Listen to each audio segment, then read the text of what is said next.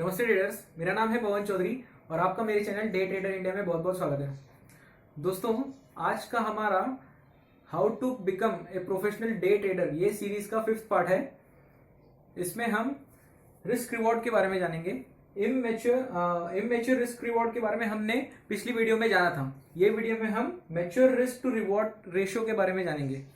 दोस्तों, हम ये टॉपिक शुरुआत करें उससे पहले अगर आपने इसके पहले के अगर स्टार्टिंग के 4 पार्ट्स नहीं देखे हैं तो पहले प्लीज वो देख लीजिए, क्योंकि अगर आप वो नहीं देखेंगे तो आपको आगे समझ में नहीं आएगा कि आगे की प्रोसेस कैसी है। अगर आपको पूरी प्रोसेस में अगर स्टार्टिंग की प्रोसेस नहीं मालूम और आप नीचे देखेंगे तो फिर आपको समझ में नहीं आ सकता, वो चीज आपको दिक्कत आ सकती है। तो देखते रहिए ट्रेडर्स आगे।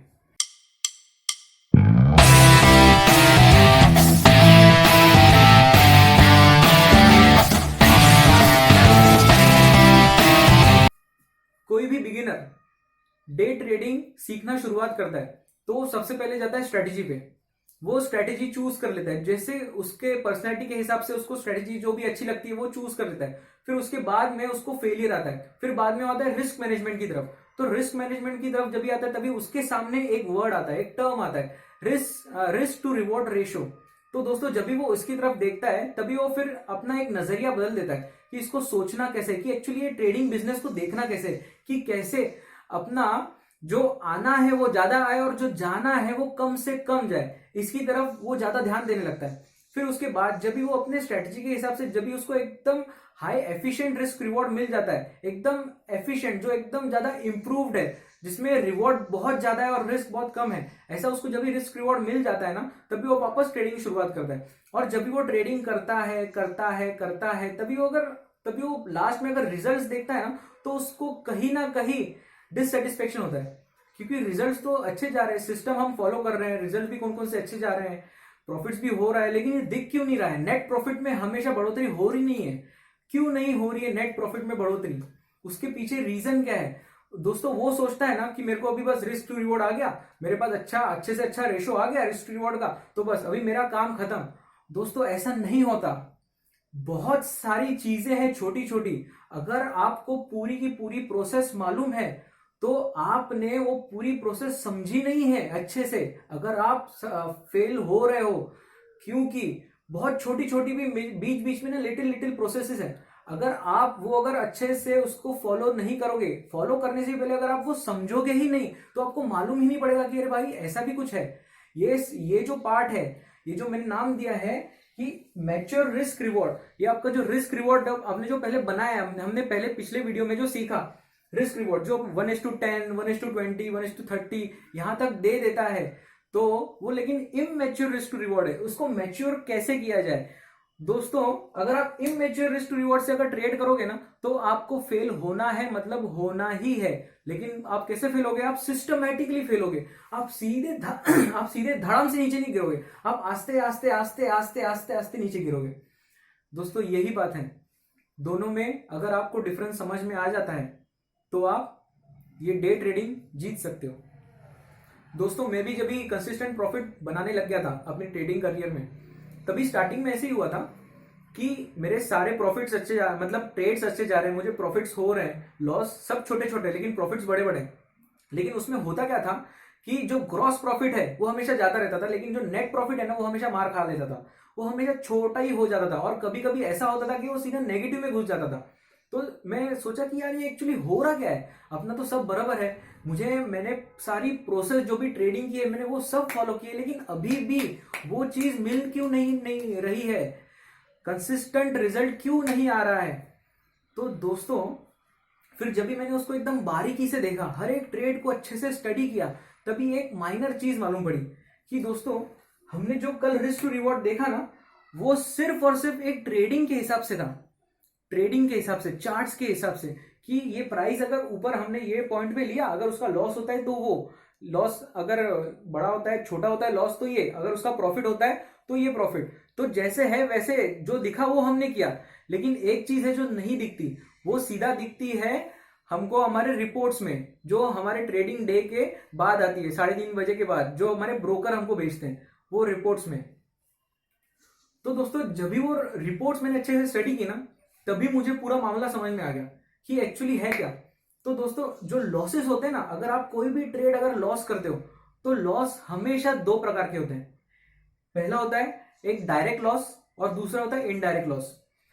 पहला जो डायरेक्ट लॉस है ना, जो आप स्ट्रेटेजी कर रहे हो, जो आप ट्रेडिंग कर रहे हो ना, जो आपको जो लॉस हो रहा है आपके एमटीएमएम में दिख रहा है, एमटीएम में दिख रहा है, वो होता है डायरेक्ट लॉस। और इनडायरेक्ट लॉस कौन सा, जो आप टैक्सेस, ब्रोकरेजेस, अदर चार्जेस में जो आपका पैसा जाता है ना, वो वाला होता है इनडायरेक्ट लॉस। दोस्तों हम हमेशा है ना ये डायरेक्ट लॉस को ही कंसिडर करते हैं। जो इनडायरेक्ट लॉस है ना, हम उसको नजरअंदाज कर लेते हैं क्योंकि हमको मालूम ही नहीं, किसने हमको बताया नहीं कि भाई ये भी है, इसको भी कंसिडर करना चाहिए। तो उसके बाद ही तो हम करेंगे ना कंसिडर, क्योंकि हम हमेशा स्ट्रेटेजी स्ट्रेटेजी स्ट्रेटेजी देखते रहते हैं। लेकिन लॉसेस लॉसेस भी उनको उसको उतना ही कंसिडर करना चाहिए, उसको उतना ही इंपॉर्टेंस देना चाहिए इनडायरेक्ट लॉसेस में। क्योंकि क्या है, जब भी आप अपने लॉसेस जब भी सबसे कम रखते हो ना, जब भी आप मैथमेटिकल स्टॉप लॉस रखते हो और एकदम छोटे छोटे लॉसेस रखते हो, फॉर एग्जांपल अपने 0.1% का स्टॉप लॉस रखा है, तो जब भी आप अपना स्टॉप लॉस छोटा कर देते हो ना, तभी आपकी पोजीशन साइज बड़ी हो जाती है। ऐसे ही नहीं आप 100 रुपए रिस्क लोगे और आपको 1000 रुपए मिल जाएगा, ऐसे ही नहीं होता दोस्तों। तो आइए देखते हैं कि इसके सारे कैसे कैलकुलेशंस है। अगर हम प्रॉफिट में भी जा रहे हैं तो ये कैसे इनडायरेक्ट लॉसेस हमको खींच लेते हैं, हमारे सारे प्रॉफिट को सब सोक कर लेते हैं। आइए तो देखते हैं दोस्तों। दोस्तों अभी ये एग्जांपल है, ये जो नॉर्मल ट्रेडर है वो और ये प्रोफेशनल ट्रेडर है वो, जिसका रिस्क टू रिवॉर्ड है 1:2 और इसका 1:10। अभी हम पहले ये एग्जांपल देखते हैं। अभी समझिए रिस्क टू रिवॉर्ड है 1:2 मतलब 100 रुपया लगाने के बाद उसको मिल रहा है 200 रुपया। तो लेकिन जब ये 100 रुपए का ट्रेड लेता है ना, जितनी भी उसका कैपिटल उसका जाता है, तो उसके ऊपर उसको 15 रुपए पर ट्रेड के हिसाब से उसको taxes, brokerages plus other charges देने पड़ते हैं। अभी दोस्तों ये जो कैलकुलेशन है ये मेरे ट्रेडिंग अकाउंट के हिसाब से, आपकी अलग होगी। जैसे आपका ब्रोकरेज के प्लान्स रहेंगे उसके हिसाब से आपकी ये वेरी करती जाएगी ये वैल्यू। तो दोस्तों अभी इधर होता क्या है, अभी अगर इसमें लॉस होता है समझिए, तो 100 रुपए का लॉस नहीं होगा, लॉस होगा तो 115 रुपए का लॉस होगा। और अगर प्रॉफिट होता है तो 200 का ही होने वाला है, 215 नहीं तो 230 का नहीं होने वाला है। ये दोस्तों समझिए कि आप जितना लगा रहे हो ना, उससे थोड़ा सा ज्यादा ही आपका रिस्क रहता है हमेशा, और आपका रिवॉर्ड नहीं बढ़ता है, हमेशा रिस्क बढ़ जाता है थोड़ा सा। आपकी रिस्क जो इतनी सी है ना, वो इतनी हो ही जाती है। आपका जो रिवॉर्ड है ना इतना, वो हमेशा इतना नहीं होता, वो इतना का इतना ही रहता है। तो इसके लिए ये बहुत ही इंपॉर्टेंट पैरामीटर है दोस्तों। अभी देखिए 100 के ऊपर 15 रुपए प्लस हो गया, तो टोटल लॉस हो गया 115। अभी रिवॉर्ड है ये, तो अपना रिस्क टू रिवॉर्ड पहले था 1:2, लेकिन ये बढ़ने की वजह से रिस्क टू रिवॉर्ड हो गया 1:1.75। देखिए दोस्तों डायरेक्ट 0.25 का रिस्क टू रिवॉर्ड चला गया। यही होता है दोस्तों, यही होता है। और आप कौन सा भी ट्रेड लेते हो ना, अगर समझिए अभी आप हम ये एक कंडीशन देगा कि ये ट्रेड में लॉस होता है। अगर दूसरा ट्रेड लेते हैं हम, दूसरे ट्रेड में ये ही नहीं, ऐसे यही कंडीशन में, यही एग्जांपल में दूसरा कंडीशन, अगर दूसरा ट्रेड लेते हैं, ये कंडीशन में लॉस हुआ, दूसरे कंडीशन में प्रॉफिट हुआ, तो प्रॉफिट अगर होता है समझो 200 रुपया, तो भी आपका रिस्क टू रिवॉर्ड है ना 1:2 नहीं होता है। क्योंकि आपका जब प्रॉफिट होगा ना 200 रुपया, वो 200 रुपये में से आपके जो ट्रांजैक्शन चार्जेस और ब्रोकरेजेस है ना वो कट होने वाले हैं। मतलब 15 रुपए कट होने वाले 200 रुपए में से, मतलब बचे कितना 185 आपका नेट प्रॉफिट रहा, अगर दूसरी कंडीशन सक्सेस करती है तो। अगर लॉस करती है तो ये आपका रिस्क टू रिवॉर्ड है दोस्तों। ये करते हैं नॉर्मल ट्रेडर। और अभी प्रोफेशनल ट्रेडर्स की बात करते हैं। अभी प्रोफेशनल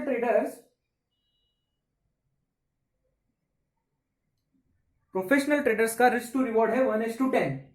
अभी दोस्तों यहां पे इसका जो चार्जेस है टैक्सेस ब्रोकरेज वो 50 कैसे 50 कैसे, तो दोस्तों कैसा होता है, इसमें आपकी जो रिस्क है वो 100 है, इसमें आपकी रिस्क 100 ही है, लेकिन दोनों का जो स्टॉप लॉस है ना उसमें फर्क है। इसका स्टॉप लॉस बड़ा है, इसका स्टॉप लॉस छोटा है। और जब भी आपका स्टॉप लॉस छोटा हो जाता है ना, तभी आपका पोजीशन साइज बढ़ जाता है। मतलब आपको प्रॉफिट का जो प्रोबेबिलिटी होता है ना, उसका प्रोबेबिलिटी बढ़ जाता है, वो हमेशा उसका प्रॉफिट बड़ा आता है, क्वांटिटी बढ़ जाता है। अगर समझिए इसका अगर क्वांटिटी है 10, तो इसमें क्वांटिटी रहेगा 50।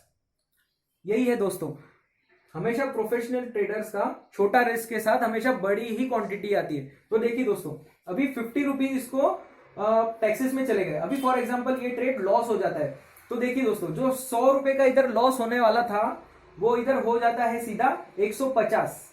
एक लाइन आने वाली थी इधर कि 1 मिनट, हाँ देखिए दोस्तों, जो इधर 100 रुपए का लॉस होने वाला है और इधर 1000 रुपए मिलने वाला है, जिधर 100 सिर्फ 100 का लॉस होने वाला है उधर लॉस हो जाता है 150, और जो आने वाला है वो तो 1000 ही। तो देखिए दोस्तों, आपका जो रिस्क रिवॉर्ड 1:10 था ना, वो सीधा गया 1:6.7 पे। दोस्तों ये बहुत बड़ा डिफरेंस होता है, इसको आपको समझना ही पड़ेगा। अगर आपने इस चीज को कंसिडर नहीं किया ना, तो आप फेल हो सकते हो बार बार बार बार और बार बार। अभी जो भी सोचेंगे कि मेरा 1:10 रिस्क टू रिवॉर्ड है, मतलब उसका ट्रेड का ब्रेक इवन कितने में आया, मतलब जब भी वो 10 ट्रेड लॉस के करता है और उसको एक प्रॉफिट होता है, तभी उसका ब्रेक इवन पे आ जाता है, मतलब नो लॉस नो प्रॉफिट। लेकिन बॉस ये स्थिति नहीं है यहाँ पे, आप हर 6 ट्रेड के बाद ब्रेक इवन पे आ रहे हो, आप ये स्ट्रेटजी के हिसाब से। तो दोस्तों इमैच्योर रिस्क रिवॉर्ड के हिसाब से आपका रिस्क रिवॉर्ड है 1:10, पर मैच्योर रिस्क टू रिवॉर्ड के हिसाब से आपका रिस्क रिवॉर्ड है 1:6.7। तो दोस्तों अगर दिमाग में रख के आप ट्रेडिंग कर रहे हो तो आप गलती कर रहे हो, क्योंकि छोटे छोटे बेसिस पे आपका हमेशा 3.3 का नुकसान होते जा रहा है, 3.3 रिस्क टू रिवॉर्ड का, क्योंकि 10 - 6 to 7 6.7 इज 3.3। हर ट्रेड में साइकोलॉजी देखो दोस्तों, एक बार हुआ हमको मालूम नहीं पड़ा, हमको सिर्फ ग्रॉस प्रॉफिट दिख रहा है, हाँ प्रॉफिट हुआ, बाद में हुआ प्रॉफिट दिख रहा है, हाँ प्रॉफिट हुआ, बाद में देख रहे हैं हम, हाँ प्रॉफिट हुआ, लेकिन नेट प्रॉफिट में ये जो टैक्सेस ने ना पूरी की पूरी बैंड बजा डाली इसकी। तो दोस्तों ये बहुत ही इंपॉर्टेंट टर्म है, आप इसको नजरअंदाज नहीं कर सकते। और बहुत सारे ट्रेडर्स हैं जो इसके वजह से ही फेल हो जाते हैं, क्योंकि उनको मालूम ही नहीं होता कि उनकी गलती हो रही कहाँ पे और इसको मिनिमाइज कैसे करें। आप इसको ये रिस्क टू रिवॉर्ड आप कंसिडर नहीं कर सकते। मैंने आपको जो कल इमेज दिखाया था, एक रिस्क टू रिवॉर्ड टेबल दिखाया था ना आपको पिछली वीडियो में, उसी में अगर आप जो भी रिस्क टू रिवॉर्ड चूज करते हो तो आपका वो रिस्क टू रिवॉर्ड नहीं रहेगा। एक बात हमेशा याद रखिएगा कि वो जो टेबल है ना, वो इमैच्योर रिस्क टू रिवॉर्ड है, टोटली जो भी है उसमें टैक्सेस ब्रोकरेज कंसिडर नहीं किए। आपको भी अपने स्ट्रेटेजी में, आप जब भी अपना स्ट्रेटेजी बनाओगे उसमें रिस्क टू रिवॉर्ड भी बनाओगे, आपको टैक्सेस ब्रोकरेज ये सब कंसिडर करना ही पड़ेगा। अगर आपने कंसिडर नहीं किया तो आप सच मानिए आप फेल हो सकते हो, आपका बहुत ज्यादा टाइम चला जाएगा। दोस्तों तो आज का यही टॉपिक है हमारा, ये हुआ हमारा मैच्योर रिस्क टू रिवॉर्ड। हमेशा याद रखिएगा दोस्तों, इमैच्योर रिस्क टू रिवॉर्ड और मैच्योर रिस्क टू रिवॉर्ड दोनों में फर्क है। आप जो ट्रेन पकड़ोगे ना, अगर आपने ये ट्रेन पकड़ ली तो आप अपने डेस्टिनेशन से दूर जा रहे हो, और अगर ये ट्रेन पकड़ ली तो आप बराबर जाओगे।